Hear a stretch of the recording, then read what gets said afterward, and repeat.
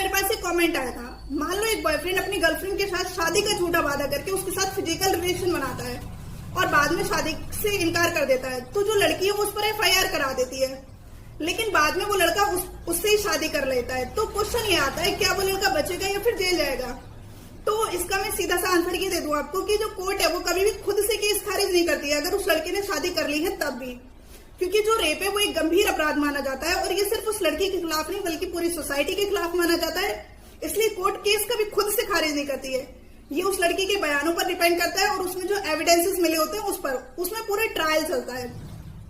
लेकिन अगर कोर्ट को ये लगता है कि उनका जो रिलेशन था वो एक जेन्युइन रिलेशन था, उसमें लड़की की इंटेंशन धोखा देने की नहीं है, तब तो वो सजा से बच सकता है। लेकिन अगर कोर्ट ये पाता है कि उस लड़के की जो इंटेंशन थी उसको धोखा देने की थी, उसने सिर्फ FIR से बचने के लिए उस लड़के के साथ शादी करती है, तो उसको सजा होगी। इसमें सुप्रीम कोर्ट का एक केस है Pramod Suryabhan Pawar versus state of Maharashtra का, ये 2019 का केस है। इसमें सुप्रीम कोर्ट ने बिल्कुल क्लियरली कहा है कि शादी का वादा करके फिजिकल रिलेशन बनाना रेप की कैटेगरी में नहीं आता है, जब तक कि उस लड़की की इंटेंशन ना हो कि उसको उस लड़की को धोखा देने की है। अगर ये साबित होता है कि उस लड़की की जो इंटेंशन है उस लड़की को धोखा देने की है, तब तो ये रेप माना जाएगा, अदरवाइज ये रेप की कैटेगरी में नहीं आएगा। Thank you.